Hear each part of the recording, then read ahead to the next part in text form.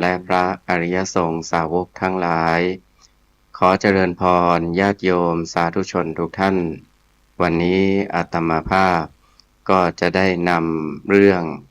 นางสุปิยาอุบาสิกาผู้เป็นเลิศด้านบำรุงภิกษุไข้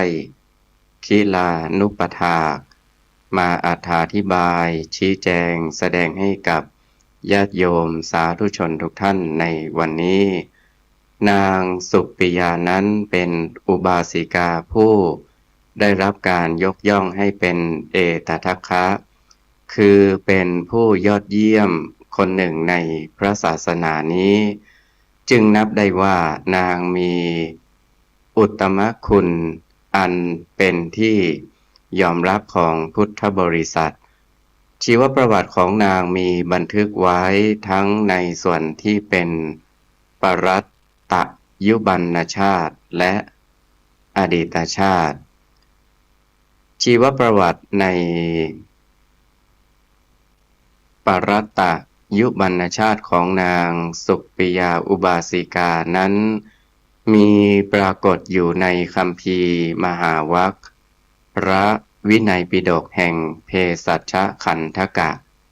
ที่ว่าด้วยเรื่องยาแก้โรคและในอรรถกถาคัมภีร์มโนรัฐถปุรณีที่ขยายความบาลีคัมภีร์อังคุตตรนิกายเอกนิบาตว่านางสุปิยานั้นบังเกิดขึ้นในเรือนของผู้มีตระกูลหนึ่งซึ่งอยู่ในพระนครพาราณสีสาเหตุที่นางสุปิยาจะมีความเลื่อมใสในพระพุทธศาสนาจนกระทั่งนางได้เป็นอุบาสิกาหญิงผู้นั่งใกล้พระรัตนตรัยหรือคฤหัสถ์ผู้หญิงที่นับถือพระพุทธศาสนาอย่างมั่นคงผู้มีความเชื่อมั่นถึงขั้นที่เรียกว่าอาจละศรัทธาแปลว่าความเชื่ออันไม่หวั่นไหวหมายความว่ามีศรัทธามั่นคงแน่นอนไม่มีความลังเลสงสัยเกี่ยวกับพระพุทธเจ้าพระธรรมพระสงฆ์เรื่องบาปเรื่องบุญคุณโทษนรกและสวรรค์ตลอดถึงเรื่องโลกนี้และโลกหน้าทั้งนี้เนื่องจากสมัยหนึ่งพระผู้มีพระภาคเจ้าพร้อมด้วยพระภิกษุสงฆ์เป็นบริวารได้เสด็จมาที่พระนครพาราณสีเมื่อนางสุปิยาได้ไปฟังพระธรรมเทศนาของพระผู้มีพระภาคเจ้าแล้วนางได้สำเร็จพระโสดาปัตติผลคือการเข้าถึงกระแสธรรมะหรือกระแสพระนิพพานโดยเรียกนางว่าเป็นพระโสดาบันคือได้เป็นพระอริยบุคคลชั้นต้นในพระพุทธศาสนาด้วยการที่นางได้เห็นพระผู้มีพระภาคเจ้าเป็นครั้งแรกเท่านั้นการต่อมาภายหลังครั้งที่พระผู้มีพระภาคเจ้าเสด็จไปประทับอยู่ในพระนครราชคฤห์ตามพุทธประสงค์แล้วพระองค์ได้เสด็จออกจากพระนครราชคฤห์แล้วเสด็จพระพุทธดำเนินไปตามหนทางที่ไปสู่พระนครพาราณสีโดยได้เสด็จพระพุทธดำเนินผ่านระยะทางโดยลำดับจนถึงพระนครพาราณสีแล้วพระองค์ประทับอยู่ที่ป่าอิสิปตนมฤคทายวันสมัยนั้นสุปิยอุบาสกและสุปิยาอุบาสิกาบุคคลทั้งสองคนนี้เป็นผู้มีความศรัทธาเลื่อมใสในพระพุทธศาสนาเป็นทายกผู้เป็นกัปปิยการกหมายความว่าผู้ทำของที่สมควรแก่สมณะหรือผู้ปฏิบัติในเรื่องปัจจัยสี่ที่สมควรเป็นผู้อุปถากคืออุปถัมภ์บำรุงพระภิกษุสงฆ์ทั้งปวงอยู่ในพระนครพาราณสี วันหนึ่งนางสุปิยาอุบาสิกา ออกจากบ้านไปที่อาราม นางเที่ยวเยี่ยมเยียนวิหารและ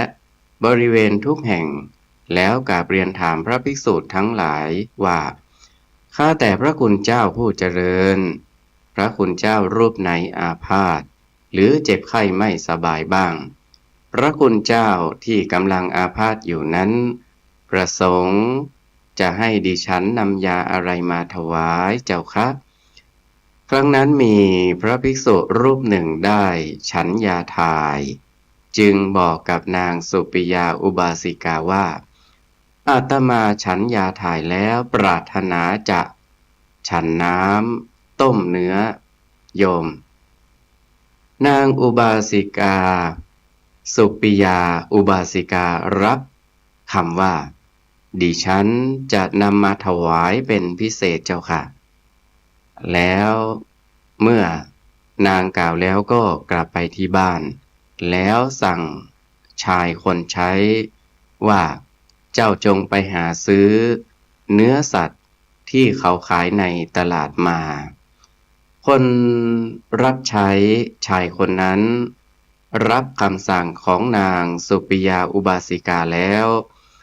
ได้เที่ยวไปหาซื้อเนื้อจนทั่วทุกตลาดในพระนครพาราณสีก็ไม่ได้เนื้อสัตว์ตามที่ต้องการเขาจึงได้กลับมาหานางสุปิยาอุบาสิกาแล้วเรียนว่าคุณนายครับเนื้อในตลาดไม่มีขายเพราะวันนี้เป็นวันห้ามฆ่าสัตว์ขอรับนางสุปิยาอุบาสิกาได้มีความปริวิตกนึกเป็นทุกข์หนักในใจว่าพระภิกษุอาพาธรูปนั้นเมื่อพระคุณเจ้าไม่ได้ฉันน้ำต้มเนื้ออาพาธจะกำเริบมากหรืออาจจะถึงแก่มรณภาพได้การที่เรารับคำแล้วไม่จัดหาน้ำต้มเนื้อไปถวายดูเป็นการที่เราไม่ให้ความสนใจดังนั้นเราจะต้องกระทำสิ่งใดสิ่งหนึ่งไปถวายพระคุณเจ้าแล้วนางจึงถือมีดสำหรับเชือดเนื้อเข้าไปในห้องโดยนางใช้มีดเชือดเนื้อที่ขาของนางแล้วส่งให้แก่หญิงรับใช้พร้อมกับสั่งว่านี่สาวใช้เธอจงต้มเนื้อนี้แล้วนำน้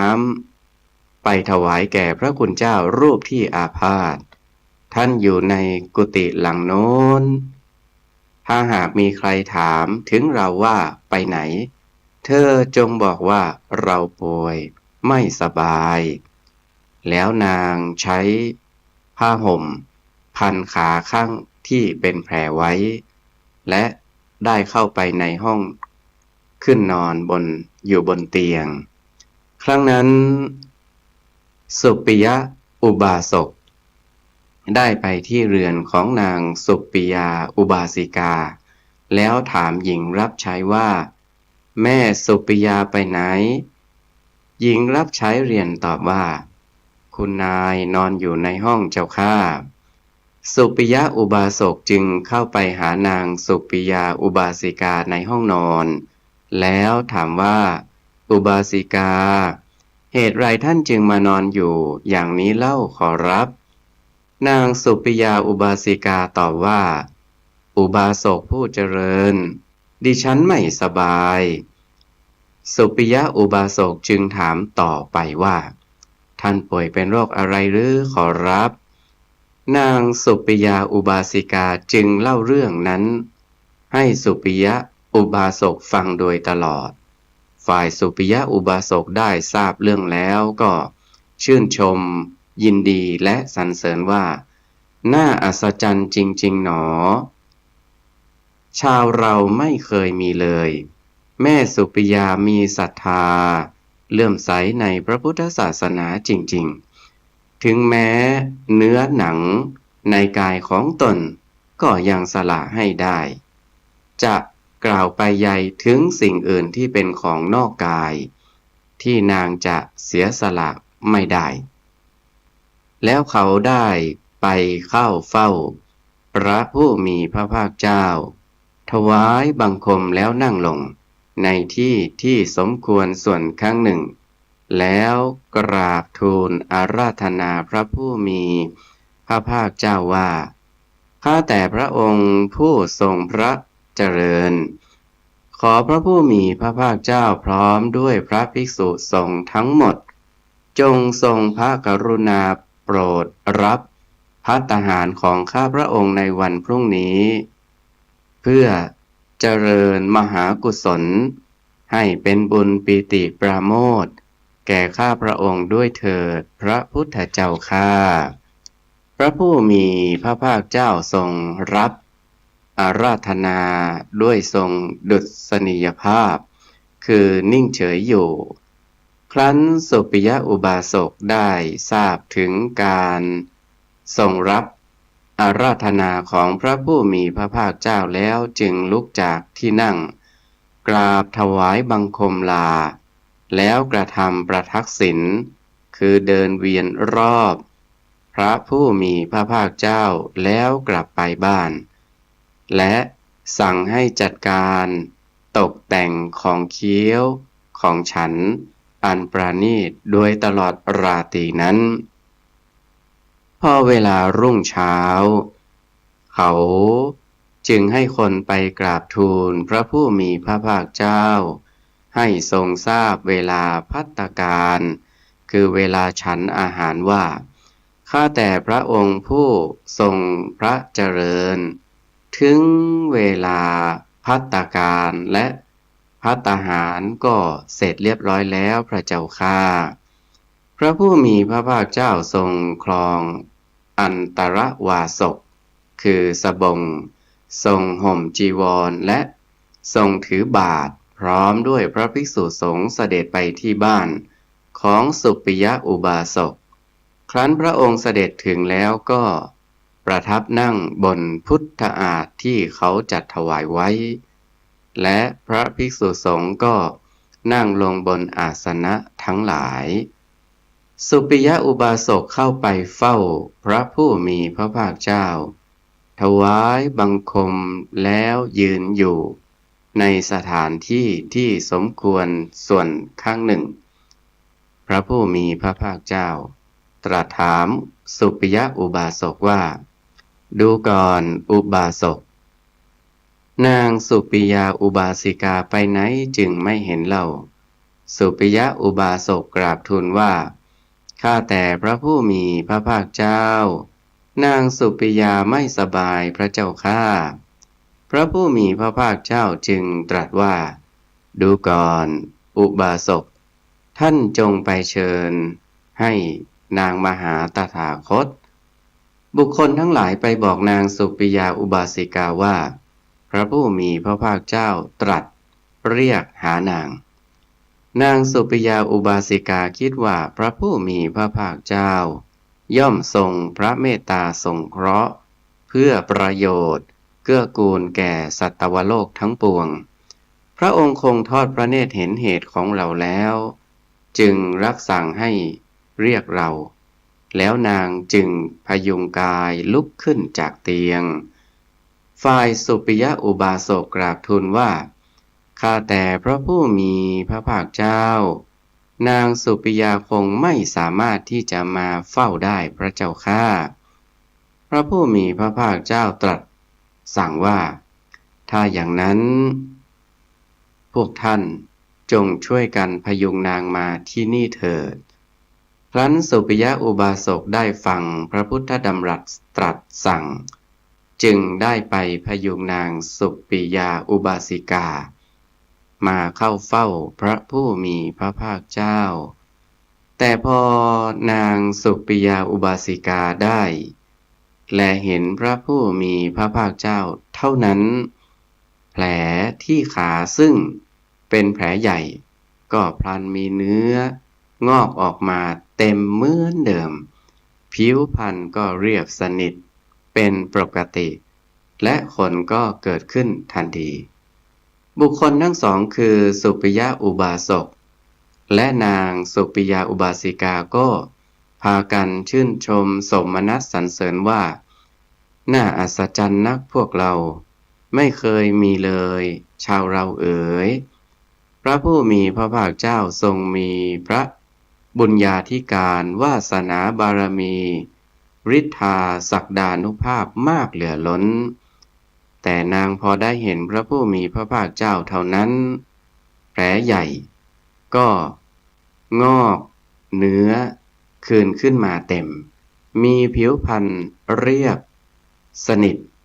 และขนเกิดขึ้นเป็นปกติดีและในขณะนั้นนางได้ยิ้มออกมาแล้วเข้าไปถวายบังคมพระผู้มีพระภาคเจ้าด้วยเบญจังคประดิษฐ์และนั่งอยู่ในที่สุดส่วนหนึ่งพระผู้มีพระภาคเจ้าตรัสถามนางว่าดูก่อนอุบาสิกาท่านไม่สบายเป็นอะไรหรือนางสุปิยาอุบาสิกากราบทูลเหตุทั้งปวงให้พระผู้มีพระภาคเจ้าทรงทราบต่อจากนั้นบุคคลทั้งสองคือสุปิยะอุบาสกและสุปิยาอุบาสิกาได้ช่วยกันถวายขาธนิยะโภชนิยาหารอาหารควรเคี้ยวและควรฉันอันประณีตแก่พระภิกษุสงฆ์มีพระผู้มีพระภาคเจ้าทรงเป็นประมุขด้วยมือของตนเองจนอิ่มหนำเสร็จการฉันอาหารแล้วเขาทั้งสองจึงนั่งลงในที่ที่ควรส่วนข้างหนึ่งพระผู้มีพระภาคเจ้าทรงแสดงธรรมแก่สุปิยะอุบาสกและนางสุปิยาอุบาสิกาให้เห็นแจ้งให้ถือมั่นอันดีให้อาจหาญร่าเริงเป็นอันดีแล้วส่งลุกจากที่ประทับเสด็จกลับไปยังป่าอิสิปตนมฤคทายวันการที่นางสุปิยาอุบาสิกาเชือดเนื้อที่ขาถวายพระจนเป็นมูลเหตุให้พระผู้มีพระภาคเจ้าทรงบัญญัติสิกขาบทห้ามพระภิกษุฉันเนื้อมนุษย์และเนื้อสัตว์ต่างๆดังมีข้อความบันทึกไว้ในบาลีคัมภีร์มหาวรรคพระวินัยปิฎกแห่งเภสัชคันธกะว่าครั้งนั้นพระผู้มีพระภาคเจ้าตรัสสั่งให้ประชุมพระภิกษุสงฆ์ในเรื่องที่เกี่ยวกับเนื่องกับนางสุปิยาอุบาสิกาเป็นข้อมูลอันเป็นเหตุที่เกิดขึ้นครั้งแรกนั้นและทรงสอบถามพระภิกษุทั้งหลายว่าดูก่อนภิกษุทั้งหลายภิกษุรูปใดขอเนื้อต่อนางสุปิยาอุบาสิกามาฉันบ้างฝ่ายพระภิกษุรูปที่ฉันน้ำต้มเนื้อของนางสุปิยาอุบาสิกาได้กราบทูลรับต่อพระผู้มีพระภาคเจ้าว่า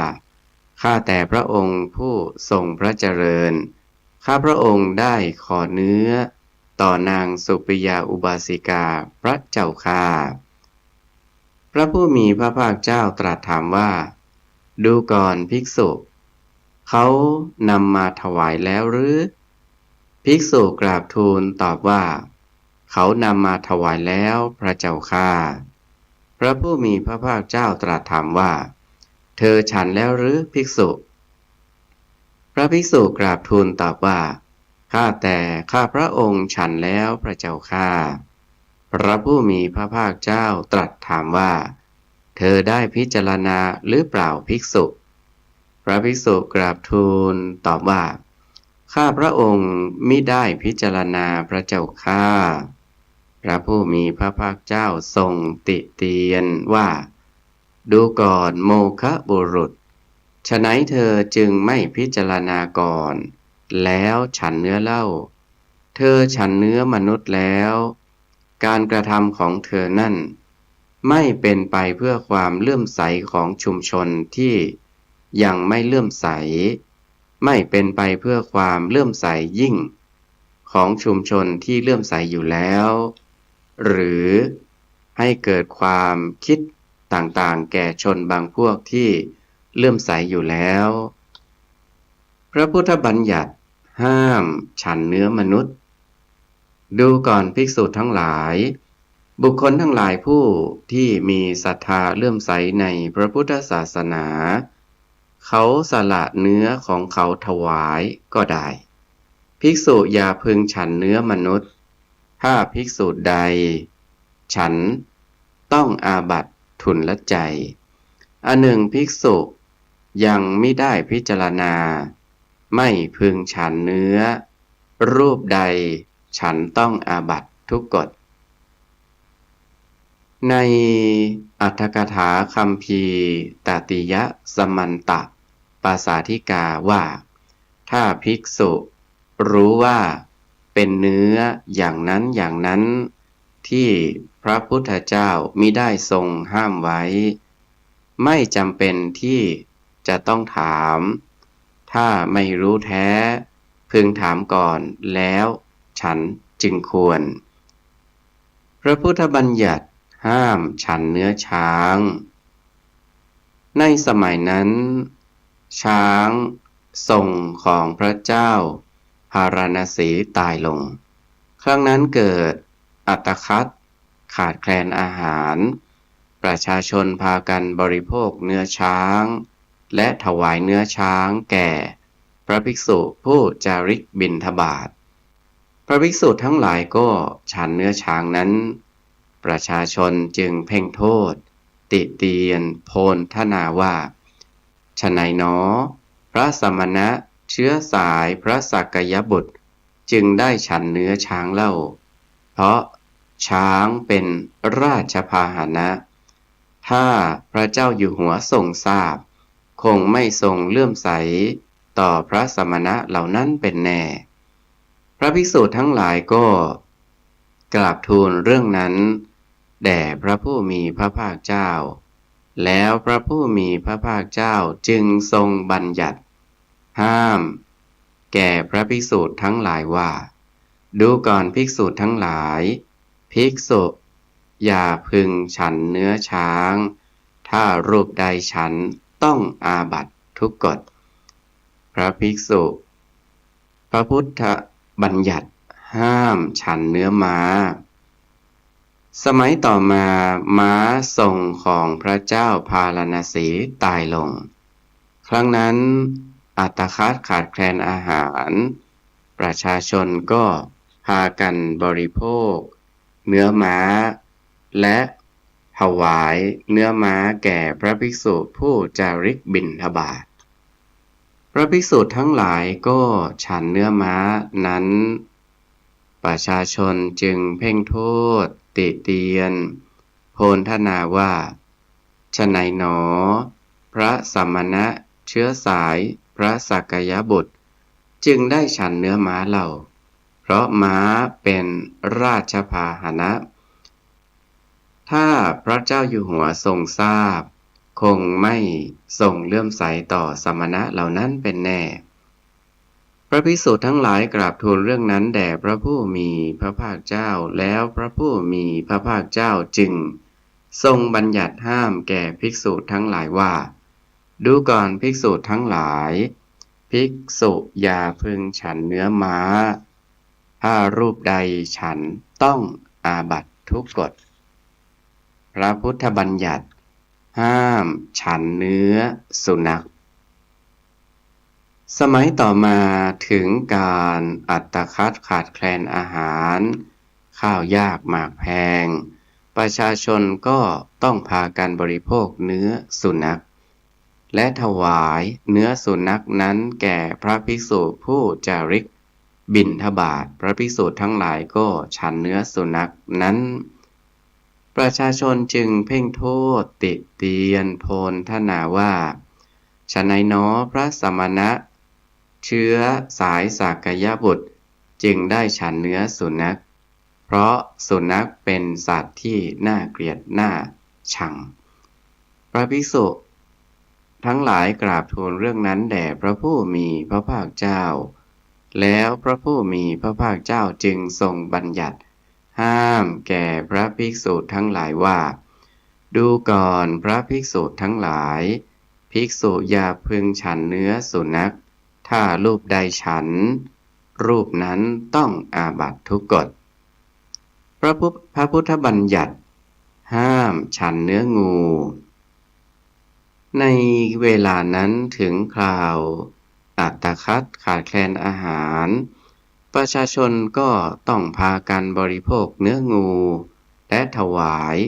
เนื้องูแก่พระภิกษุผู้จาริกบิณฑบาตพระภิกษุทั้งหลายได้ฉันเนื้องูนั้นประชาชนจึงเพ่งโทษติเตียนโพลธนาว่าฉะนั้นพระสมณะเชื้อสายพระสักยบุตรจึงได้ฉันเนื้องูเล่าเพราะงูเป็นสัตว์น่าเกลียดน่าชังแม้พญานาคชื่อสุปัสสะก็เข้าไปกราบทูลแด่พระผู้มีพระภาคเจ้าว่าข้าแต่พระผู้มีพระภาคเจ้าบรรดางูและนาคที่ไม่มีศรัทธาเลื่อมใสมีอยู่จะโกรธภิกษุทั้งหลายว่าฉันเนื้องูจะเบียดเบียนภิกษุทั้งหลายขอพระผู้มีพระภาคเจ้าอย่าให้พระภิกษุทั้งหลายฉันเนื้องูพระเจ้าข้าพระผู้มีพระภาคเจ้าจึงตรัสพระธรรมเทศนาให้พญานาคสุปัสสะเห็นแจ้งให้ถือมั่นอันดีให้อาถรรพ์ร่าเริงฝ่ายพญานาคสุปัสสะได้ฟังพระธรรมเทศนาที่พระผู้มีพระภาคเจ้าโปรดประทานแล้วก็กราบถวายบังคมลากลับไปพระผู้มีพระภาคเจ้าทรงปรารภเหตุแห่งเรื่องงูนั้นเป็นข้อมูลที่แรกเกิดขึ้นจึงตรัสกับพระภิกษุทั้งหลายว่าดูก่อนภิกษุทั้งหลายภิกษุอย่าพึงฉันเนื้องูรูปใดฉันต้องอาบัติทุกกฎพระพุทธบัญญัติห้ามฉันเนื้อราชสีห์ใน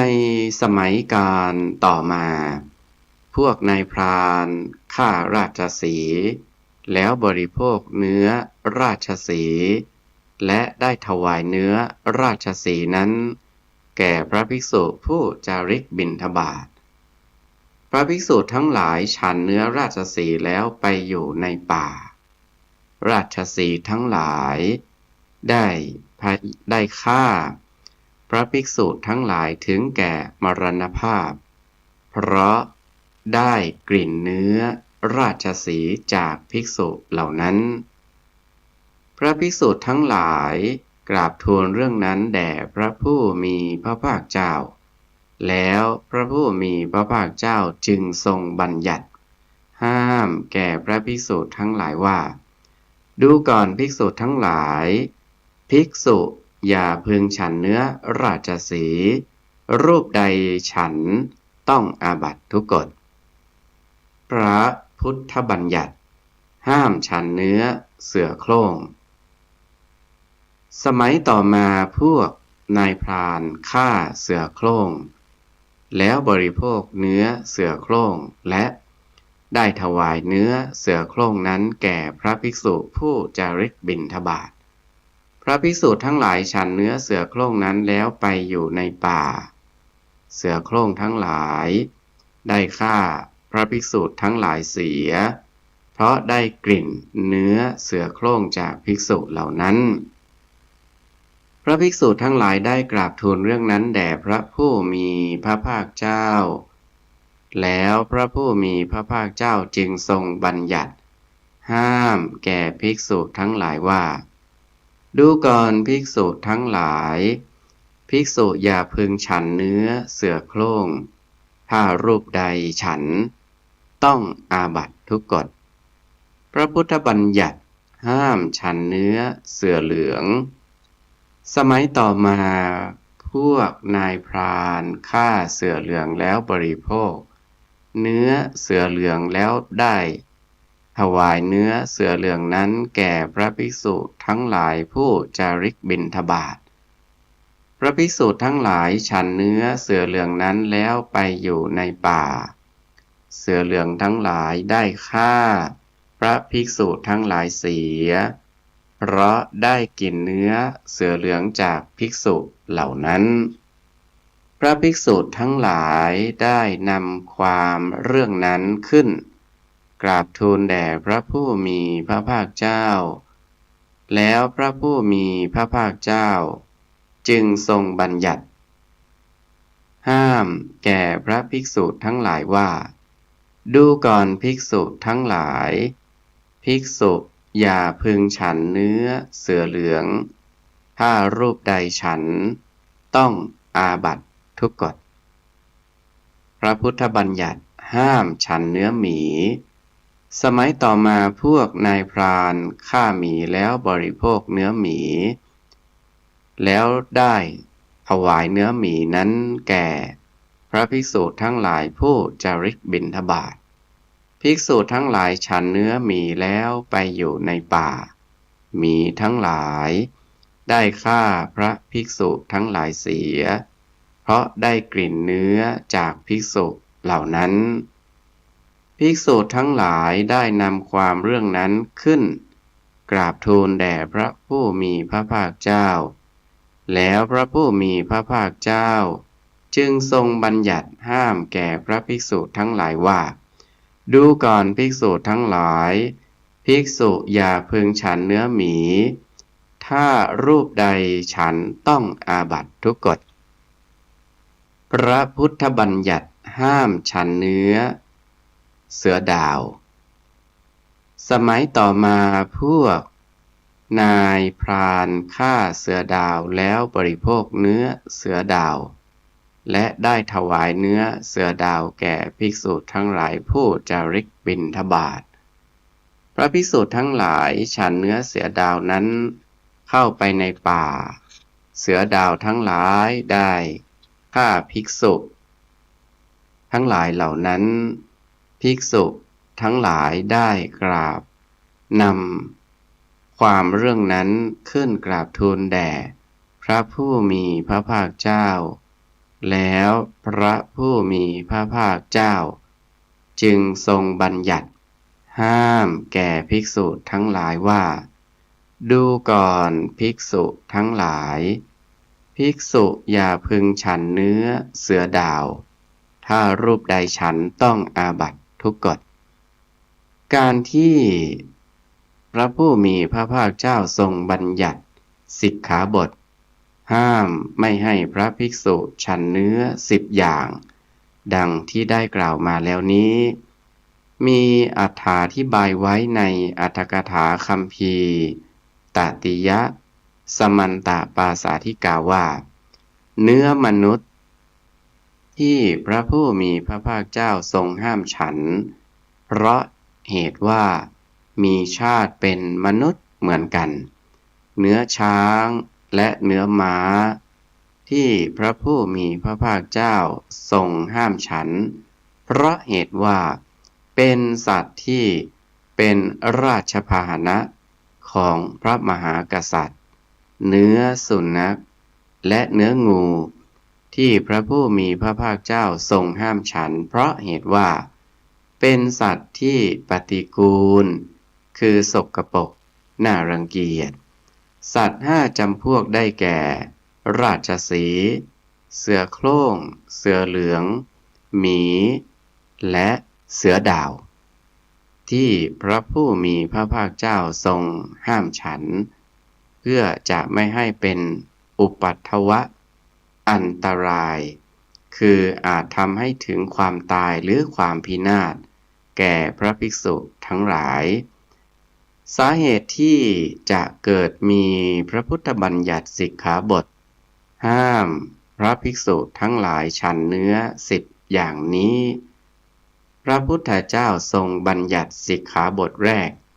ก็เนื่องมาจากนางสุปิยาอุบาสิกาผู้มีศรัทธาแรงกล้ามั่นคงได้เชือดเนื้อขาของนาง ถวายแก่พระภิกษุอาพาธในฐานะที่นางเป็นผู้ตั้งใจถวายความอุปถัมภ์บำรุงพระภิกษุทั้งหลายอยู่เมื่อนางปวารณาไว้แล้วครั้นพระภิกษุมีความต้องการสิ่งใดสิ่งหนึ่งนางจึงต้องหามาถวายให้ได้ความดีของนางสุปิยาอุบาสิกาที่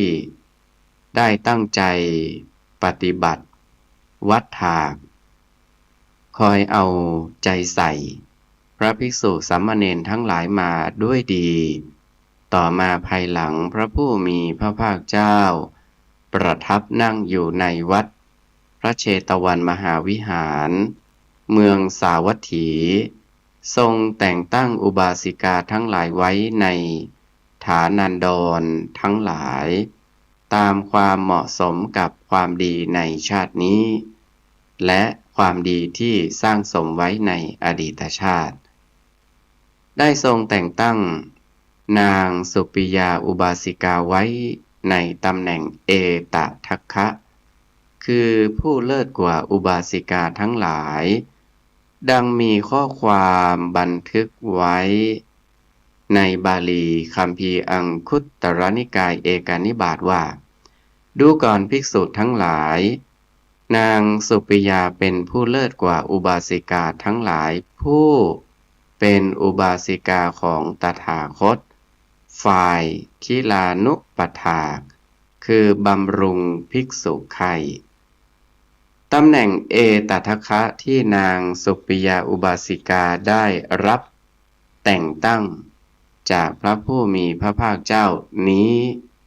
นอกจากความดีในปัจจุบันแล้วยังมีผลแห่งความดีที่นางได้สร้างและตั้งความปรารถนาไว้ในที่เฉพาะพระพักตร์ของพระผู้มีพระภาคเจ้าคือพระพุทธเจ้าในอดีตการดังมีเรื่องกล่าวไว้ในอรรถกถาคัมภีร์มโนรัฐปุรณีว่าในพุทธกาลแห่งพระปทุมุตตรสัมมาสัมพุทธเจ้าโดยนับย้อนหลังจากภัททรกัปนี้ไปได้100,000 กัป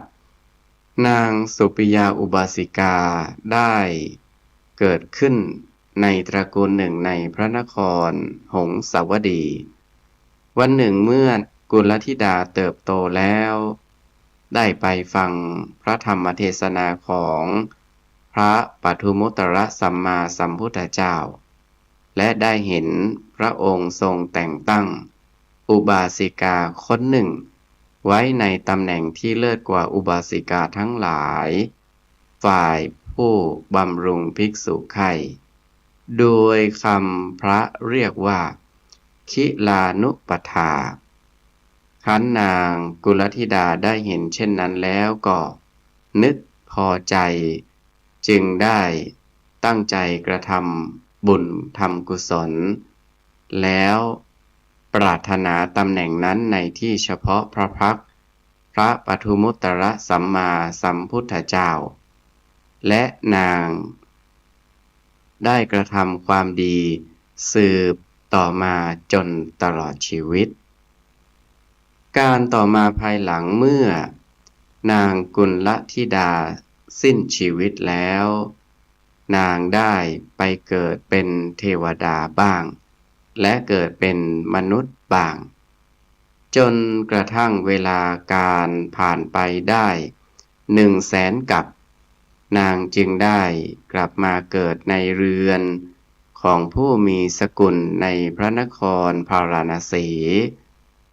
ในพระพุทธกาลนี้มารดาบิดาและหมู่ญาติตั้งชื่อให้ว่าสุปิยาแปลเป็นภาษาไทยก็แปลว่าเป็นที่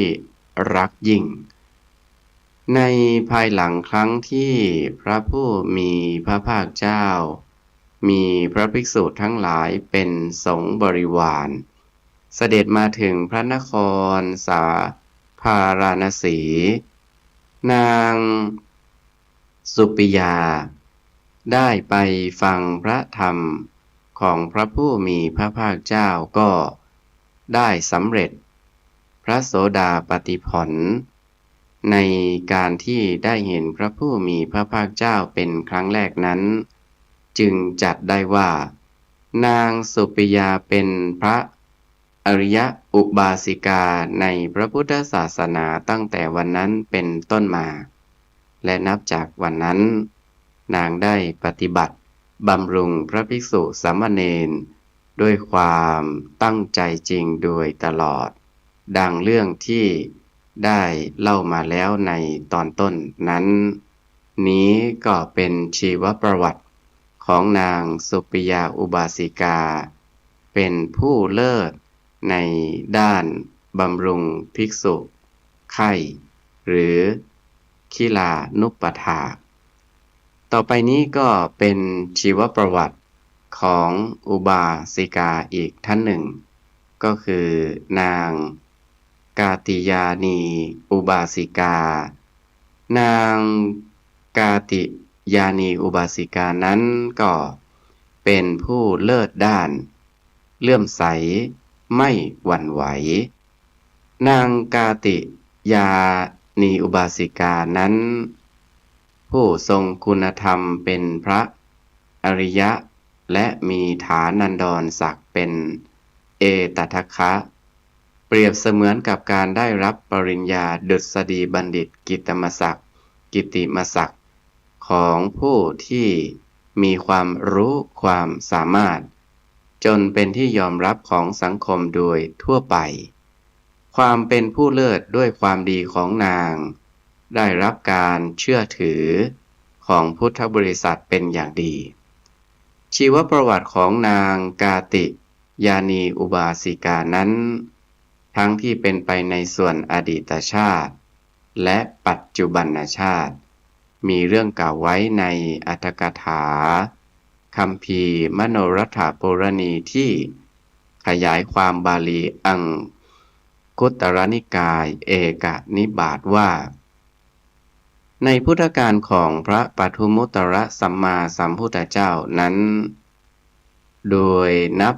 ทวนถอยหลังกลับไปจากภัทรกัปนี้ได้100,000 กัปนางกาติยานีอุบาสิกาได้เกิดขึ้นในเรือนของผู้มีตระกูลหนึ่งซึ่งอยู่ในเมืองหงสาวดีครั้งหนึ่งนางกุลธิดากาติยานีได้ไปเห็นพระปทุมุตตรสัมมาสัมพุทธเจ้าทรงแต่งตั้งอุบาสิกาผู้หนึ่งไว้ในตำแหน่งเอตทัคคะ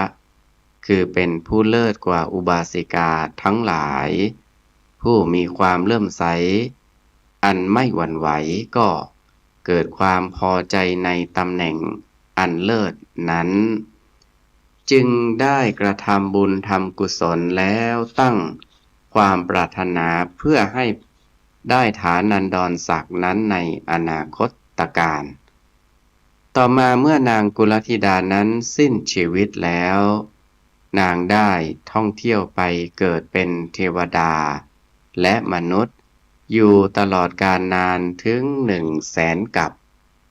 ตกมาถึงพุทธุบาทการนี้คือเวลาที่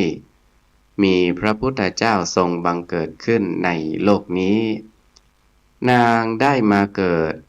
ในตระกูลหนึ่งในเมืองกุระคระ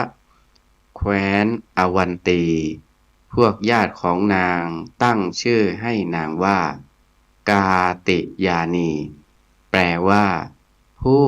สวยงามในการต่อมาภายหลังนางกาติยานีมีความเจริญเติบโตขึ้นแล้วได้เป็นสหายที่คบกันอย่างสนิทสนมกับนางกาลีอุบาสิกาชาวเมืองกุระคะผู้เป็นโยมมารดาของพระโสนกุติกัณณเถระการครั้งหนึ่งนางกาลีอุบาสิกาได้อาราธนาพระโสนะ กุติกัณณเถระ พระลูกชายให้แสดงธรรมว่า ขอคุณจงแสดงธรรมแก่โยมตามท่วงทำนองที่แสดงถวายพระผู้มีพระภาคเจ้าแล้วนั้นในเวลาของคืนที่กำหนดจะแสดงธรรมนั้นพระโสณกุติกัณณเถระได้ขึ้นนั่งบนธรรมาสน์ที่ประดับตกแต่งแล้วในภายในพระนครโดยทำโยมมารดาให้เป็นองค์พยานแล้วปรารภเริ่มจะแสดงธรรมครั้งนั้นนางกาติยานีอุบาสิกาได้ไปกับนางกาลีอุบาสิกาเพื่อจะฟังพระธรรมเทศนาแต่นางได้ไปยืนฟังพระธรรมเทศนาอยู่ในบริเวณสุดท้ายแห่งที่ประชุมบริษัทในคราวนั้นพวกโจรมีจำนวนประมาณ900 คนได้ช่วยกันขุด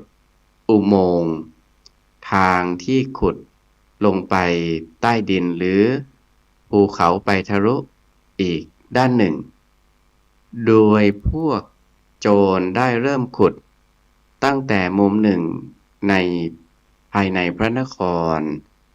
ตามเครื่องหมายที่ทำกันไว้ในเวลากลางวันไปจนถึงเรือนของนางกาติยานีอุบาสิกาฝ่ายหัวหน้าโจรไม่ได้เข้าไปกับพวกโจรลูกน้องเหล่านั้น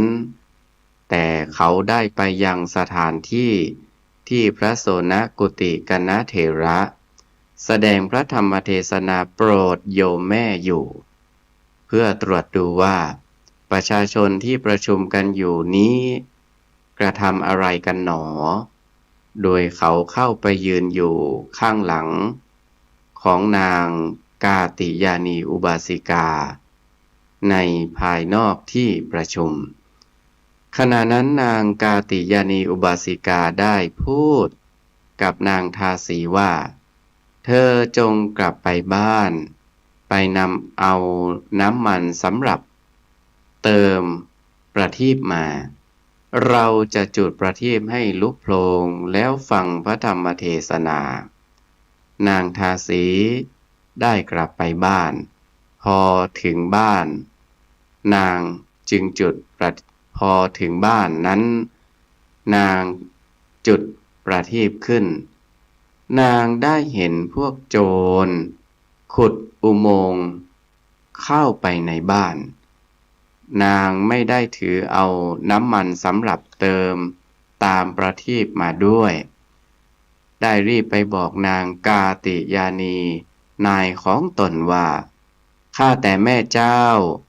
พวกโจรกำลังขุดอุโมงค์อยู่ในเรือนเจ้าข้า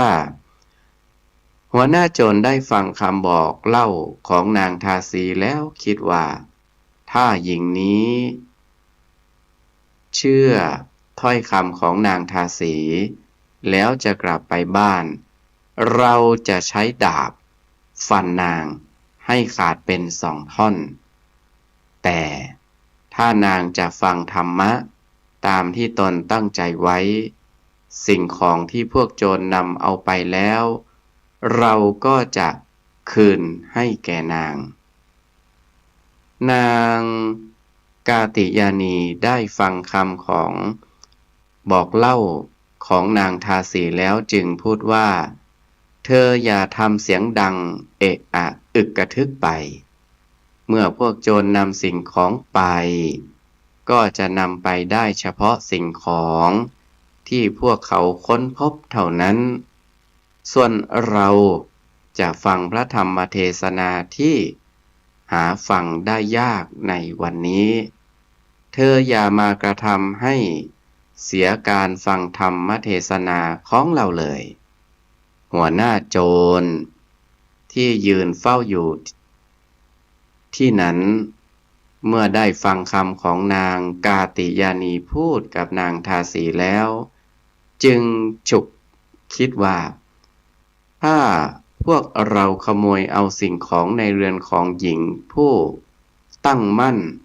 อยู่ในธรรมะเช่นนี้ไปแผ่นดินใหญ่คงสูบพวกเราลงไปแน่นอนขันหัวหน้าโจรคิดได้ดังนี้แล้วจึงได้ไปบอกพวกโจรให้ทิ้งสิ่งของทั้งหลายที่พวกโจรถือเอาไว้แล้วไปเสียแล้วพาพวกโจรเหล่านั้นมาฟังธรรมะโดยยืนอยู่ภายนอกที่ประชุมชนในเวลาที่พระโสณกุติกัณณเถระแสดงพระธรรมเทศนาจบนางกาติยานีอุบาสิกาก็ได้สำเร็จพระโสดาปัตติผลคือได้เป็นพระอริยบุคคลชั้นต้นในพระพุทธศาสนาและเรียกผู้ที่ได้สำเร็จธรรมะชั้นนี้ว่าพระโสดาบันพออรุณขึ้นหัวหน้าโจรเข้าไปหมอบลงในที่ใกล้เท้าของนางกาติยานีอุบาสิกาแล้วกล่าวว่าข้าแต่แม่เจ้าขอท่านจงอดโทษให้แก่พวกกระผมทั้งหมดนี้ด้วยเถิดขอรับนางกาติยานีอุบาสิกาเห็นการกระทำของพวกโจรแล้วนึกสงสัยจึงถามว่าพวกท่านได้กระทำผิดอะไรแก่เราหรือหัวหน้าโจรได้เล่าความผิดที่พวกตนกระทำแล้วทั้งหมด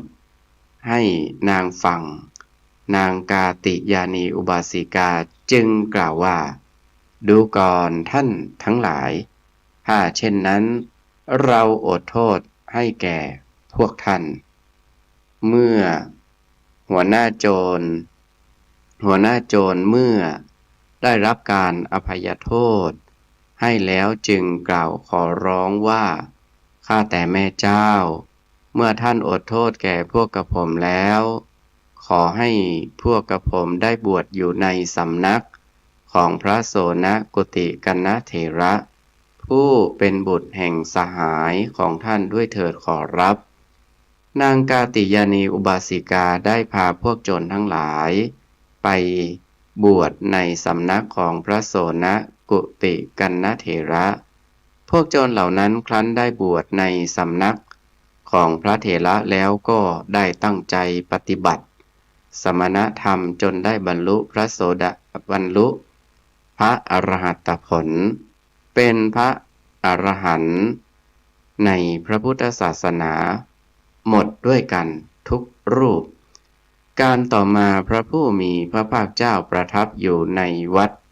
พระเชตวันมหาวิหารได้ทรงตั้งอุบาสิกาทั้งหลายไว้ในตำแหน่งต่างๆก็ได้ทรงตั้งนางกาติยานีอุบาสิกาไว้ในตำแหน่งเป็นผู้ยอดเยี่ยมที่สุดตำแหน่งหนึ่งดังมีพระพุทธดำรัสตรัสบันทึกอยู่ในคัมภีร์บาลีคัมภีร์อังคุตตรนิกายเอกานิบาตว่าดังนี้ดูก่อนภิกษุทั้งหลายนางกาติยานีเป็นเอตทัคคะคือเป็นผู้เลิศกว่าอุบาสิกาทั้งหลายผู้เป็นอุบาสิกาของตถาคตฝ่ายมีความเลื่อมใสอันไม่หวั่นไหวตำแหน่งเอตทัคคะที่นางกาติยานีอุบาสิกาได้รับนี้ด้วยอาศัยเหตุที่สมบูรณ์2ประการคือประการแรกเป็นเหตุในอดีตชาติที่นางมีความพอใจในตำแหน่งที่เลิศนั้นนับแต่นั้นนางได้ตั้งใจกระทำบุญกุศลแล้วจึงตั้งความปรารถนาให้ได้ตำแหน่งนั้นประการที่สองเป็นเหตุในปัจจุบันชาติโดยนางได้ตั้งใจกระทำคุณงามความดีด้วยความบริสุทธิ์ใจและจริงใจจึงรวมกันเป็นปัจจัยการคืออาการที่เป็นเหตุต่อเนื่องกันช่วยให้สำเร็จสมตามความปรารถนานี้ก็เป็นชีวประวัติของ นางกาติยานีอุบาสิกาที่อาตมาได้นำมาอธิบายให้กับญาติโยมสาธุชนทุกท่านในวันนี้ก็สมควรแก่เวลาอาตมาภาพก็ขออ้างเอาคุณพระศรีรัตนตรัยคือคุณของพระสัมมาสัมพุทธเจ้าคุณของพระธรรมและคุณของพระอริยสงฆ์ตลอดจนบุญกุศลที่ญาติโยมสาธุชนทุกท่านได้ประพฤติปฏิบัติสั่งสมมาจงเป็นตบะเป็นเดชะเป็นภรวะปัจจัยหนุนนำให้กับญาติโยมสาธุชนทุกท่านจงประสบจตุรพิทพรชัยสี่ประการกล่าวคือมีอายุวรรณะสุขะภละปฏิภาณธนสารสมบัติมีความสุขกายสุขใจเจริญในธรรมะขององค์สมเด็จพระบรมศาสดาสัมมาสัมพุทธเจ้าทุกท่าน